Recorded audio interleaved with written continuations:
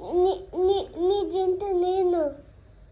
నా జంట నీవు.